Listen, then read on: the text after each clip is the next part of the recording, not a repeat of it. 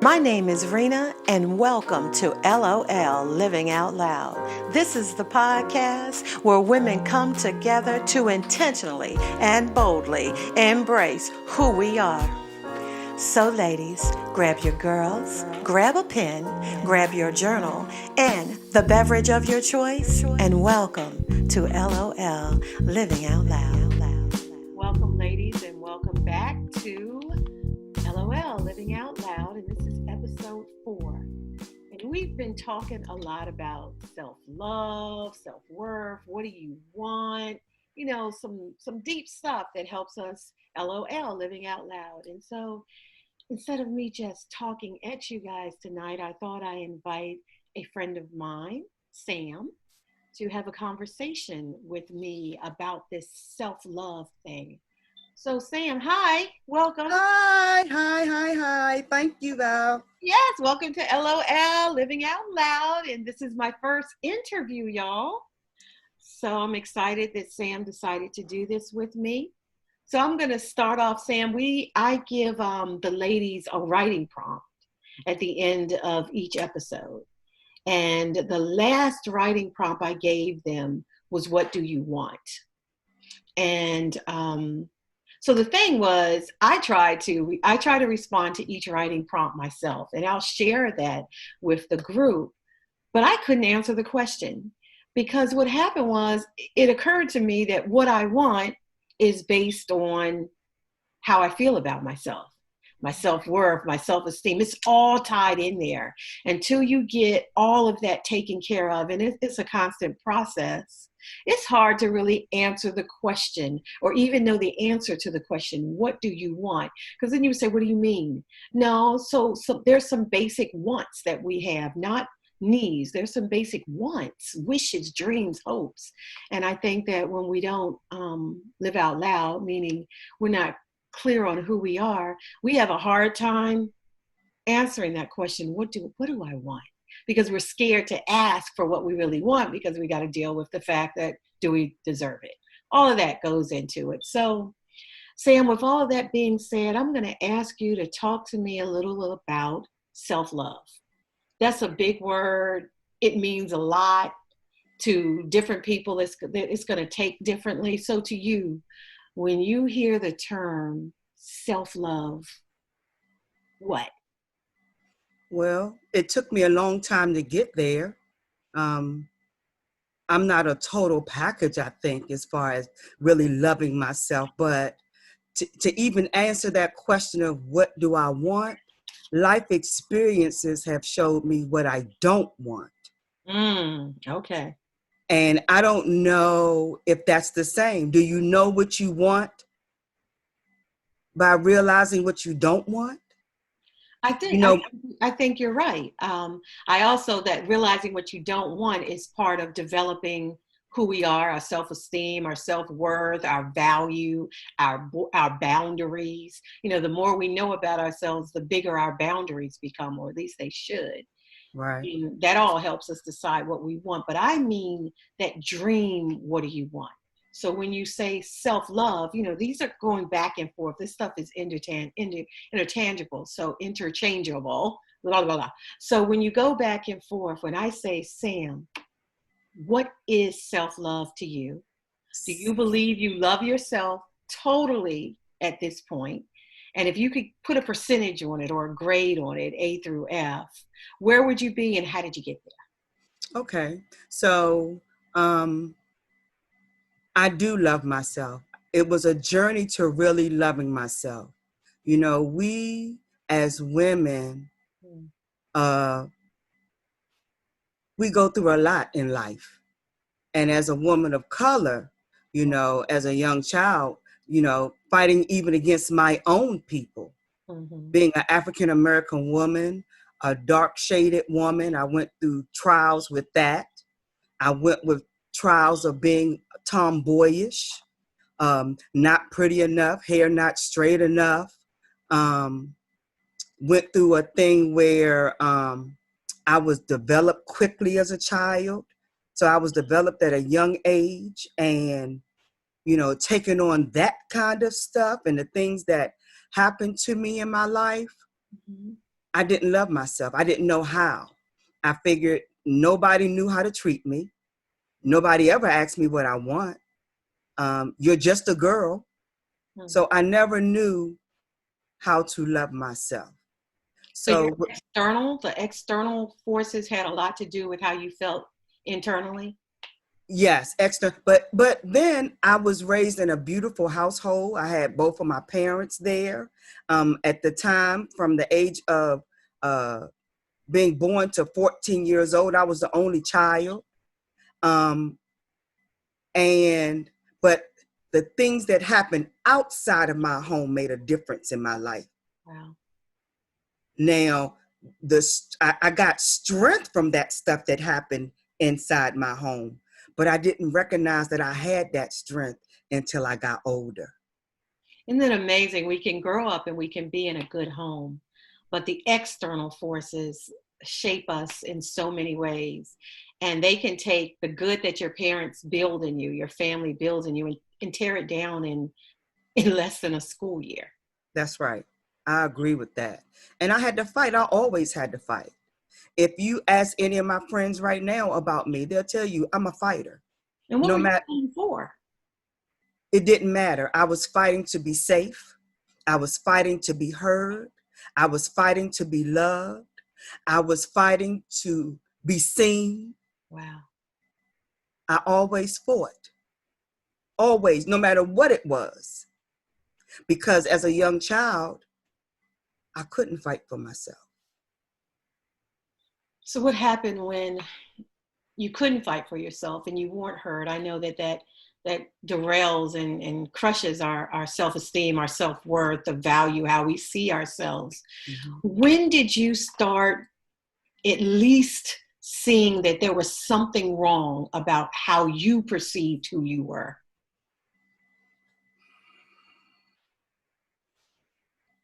I think it took, because again, all through elementary school, middle school, high school, I was a fighter. So I didn't really start thinking something was wrong probably till I was about 16. I think 16 is early. You think it's early? Yeah, it was Yeah, I 16. think And that teenagers are struggling for an identity that's their own. So was it more than just the teenage struggle? Was there more involved in you finding out who you were, or at least discovering, hey, Sam, this isn't true about you, or how you see yourself? There's something wrong with it, girl. well, I think because of my household, because of my grandmother, Hmm. I got to see things in a different way. And so me really spending like weekends with my grandmother and um,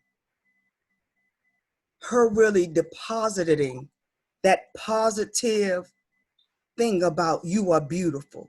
Even though my parents at home, again, I had a loving household, but my grandmother was the core of that. And when I turned 16, something clicked in me because it was something missing. Something was missing. I started going to work at 16, and I always felt it was a piece of my life that was missing. So I was yearning for something more, if that makes any sense. It makes sense. But what do you think the more was? What were you yearning for? What was missing? What were you trying to discover at 16? At 16, I didn't know what I was looking for. I just knew that it was something. Okay. So It keep was, on. Take yeah. take take us on, take the LOLQ on that journey. Um, okay. So when I was 16, I had already uh, practically had to fight for my life in my own home. Okay. Um, when I was 16, I realized that the the the father that I had known to be my dad was not my dad. So these things made me start questioning a whole bunch of things that were happening in my life. So it was things that happened that made me start to think, you know what, it's got to be more than this. Now, as I journeyed on though, my behaviors, even though I was in search for something, I still fell with the behaviors in my environment, that outside influence. Yeah. I still did crazy stuff. Right. It wasn't like I was mature at 16. Right. Right. But I just knew it was a piece of my life missing. So also, I met my real father at 16. Wow. Wow. That must affect how one sees themselves immensely. I mean, when you meet the other half of you, chromosome wise, DNA wise, blood wise, and you look at them and try to figure out if there's anything that you see in them and you, and where were they and why weren't they there? And yeah, so that's again developing self-esteem and self-worth and who you are to talk about it. And then I was crushed when I met him. Oh, okay. I was crushed. I was crushed because I didn't understand. Recently, I finally put the puzzle together. While my mother put a different person on my birth certificate, I finally understood why. My mom was 15 when she had me. Okay. My dad was 20. So she protected him. Yeah, she did. Right. That's, look, in our community, that's death. Don't fall asleep, y'all listening, but you know that's a hit. Yes, so she protected him, but look at the trickle-down effect. And what was the trickle-down effect? Nobody wanted me. Is that how you saw it, or is that how it was? That's how I saw it. It wasn't true. Okay. But as a 16-year-old, growing up where I had to fight almost every day, nobody, and so why not wild out? Right, why not? Why not take what I want? Why not do whatever I want? Right. Why not? So it took me a long time. This journey for me has been a long journey. I think, so when you say, I love myself, I love myself today. And how do you know?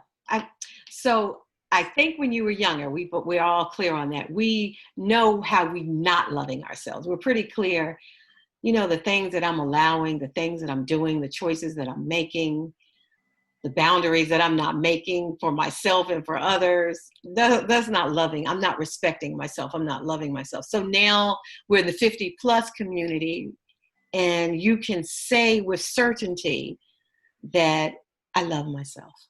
Well, you say the 50 plus, 50 is... Yeah, the LOL crew. Yes. The youngest sisters are invited, ladies. Y'all are invited. Listen and learn. But let me tell you, even at 50, wow, I still made stupid mistakes based on my circumstances. That external again. That's right. Based on what was happening in my life, I still made stupid mistakes. At the time I was 50, I became unemployed. I got laid off, and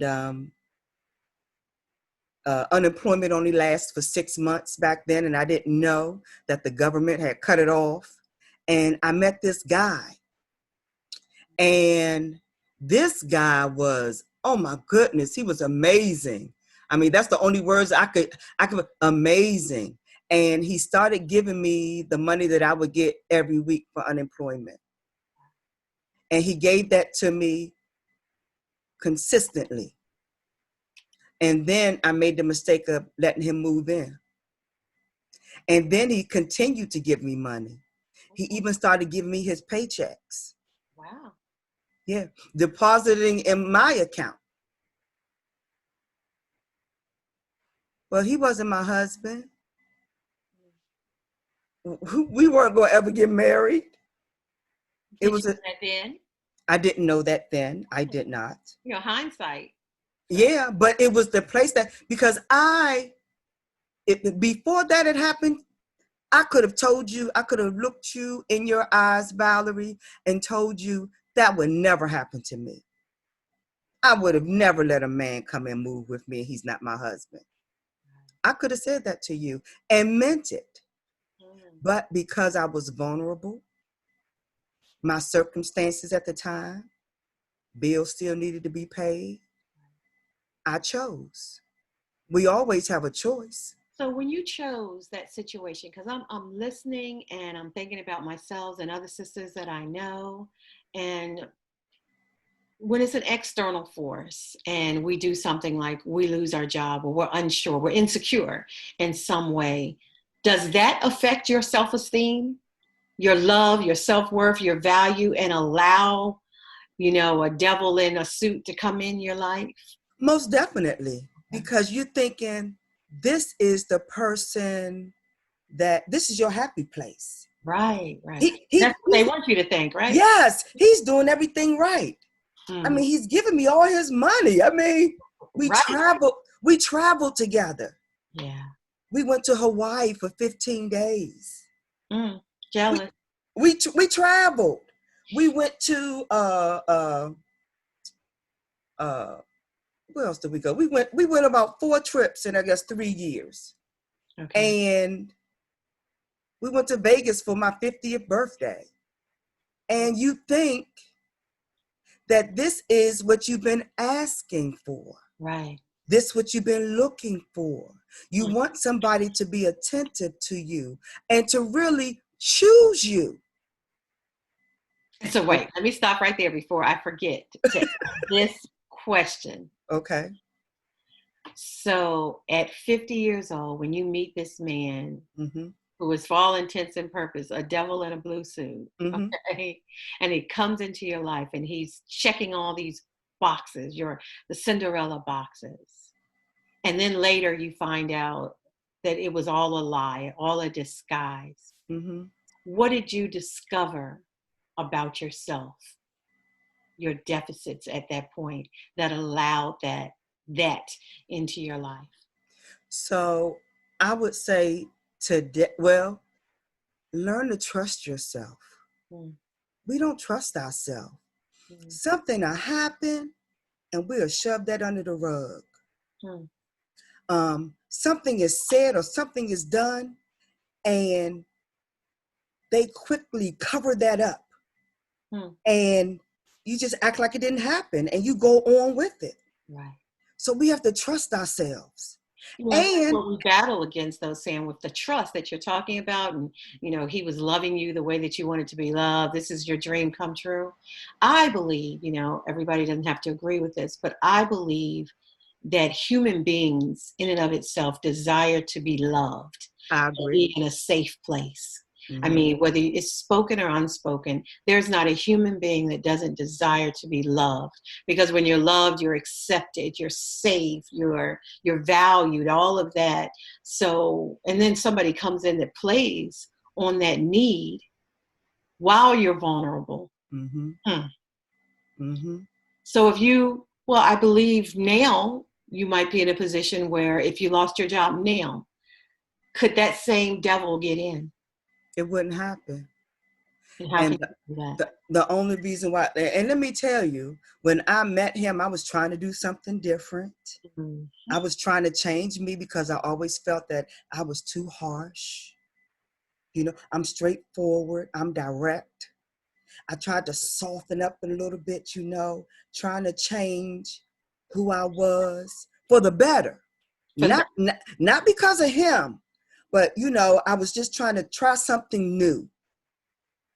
And the reason why it wouldn't happen today, because I do know better.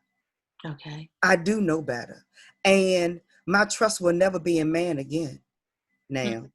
I'm Okay. not I'm not going to trust a man again. Not with my life and my well-being. Hmm. I'm not going to do that again. Yeah, I'm never going to do that again. Not trust a man. I And mean, if it came to marriage. I mean, you know what I mean? It's a catch-22. We have to allow ourselves to be vulnerable to be in a committed, loving, monogamous, healthy relationship, right? yeah, but why? And this is one thing that I've learned. And we've heard, why buy the cow when you get the milk for free. We've heard those Yeah. cliches and stuff like that. Mm-hmm. I'm not going to be acting like somebody's wife and I'm just a girlfriend. Well, hold on, ladies. The clap. Y'all couldn't see that? That was a clap. Shoot. We give too much. Marriages, M-I-N-I marriages, we get in now. Mm-hmm. We give too much and we talk too much. Right. We talk too much, and while we're talking, this person is studying us. Woo. We telling all what happened, the last 3 relationships. They know who's in our family, who we talk to, who we don't talk to. We tell too much and we give too much. That's boundaries. That's boundaries. We need to learn how to create boundaries. That's part of loving yourself. You need a place where you get to say, no, you're not allowed in that room. As my mother used to say to me all the time, Valerie, you don't have to give all of yourself to a man. Keep something for yourself. But we don't do it because we think that we're going to lose them. But we would never say that. We would never tell anybody that. No, but we do all of that because you think you're going to keep them and they still go out and do whatever. That's right. You're not going to keep them by doing, only thing that you want to do is work yourself to death. So I have a question to ask you. So, and ladies, I want y'all to think about this too, because I didn't give a writing prompt and I don't think I'm going to give one for this interview, for this episode, but there's a lot to write about. So do you ladies think, and Sam, I'm asking you the question, but do you ladies think that loving yourself could block someone from loving you?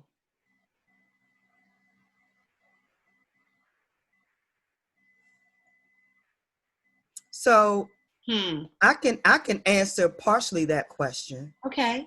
I know for a fact that I am a strong woman. Mm-hmm. And I know that a lot of men will shy away from that.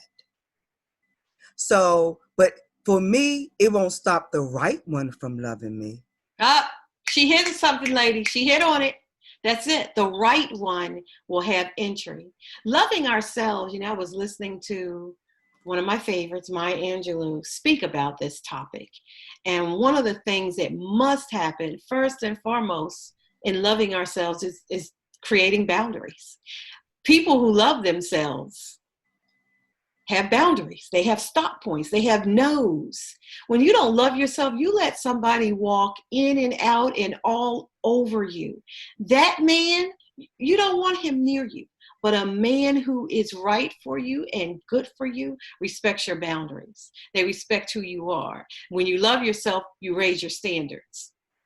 Old ladies used to say it like this back in the day. If some of your great grandmothers are around, you keep your skirt low and your standards high. You don't raise your skirt, you raise your standards. Because everything tied to sex for them, but they were trying to teach us something. Right. Even who we give our body to. I was just getting ready to say that, Valerie. We give our body so quickly for somebody to discard you as trash.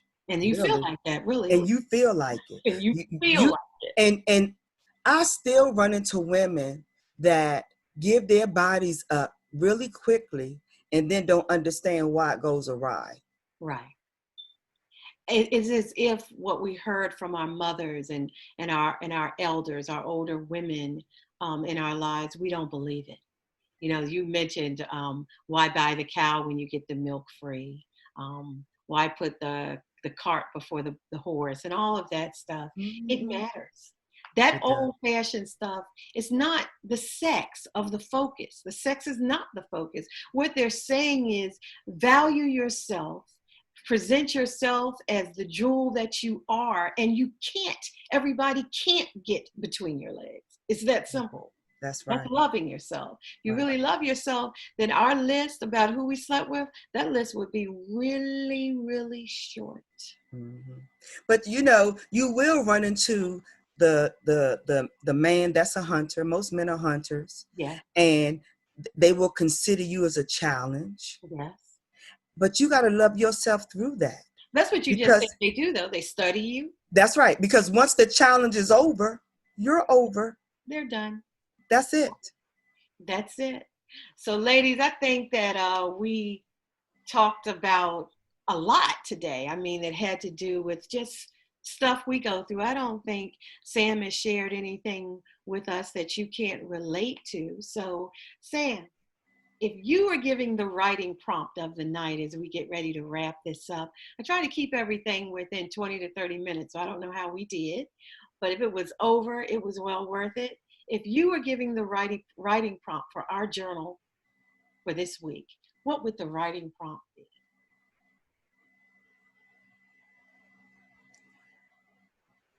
How can you remain true to yourself? Good one. Remember, ladies, write it in the journal.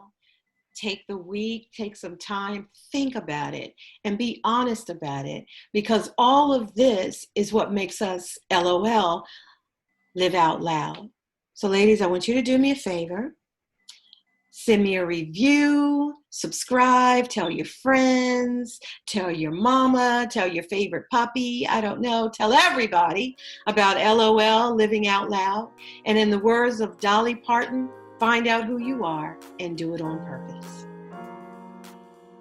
My name is Rena, and welcome to LOL Living Out Loud. This is the podcast where women come together to intentionally and boldly embrace who we are.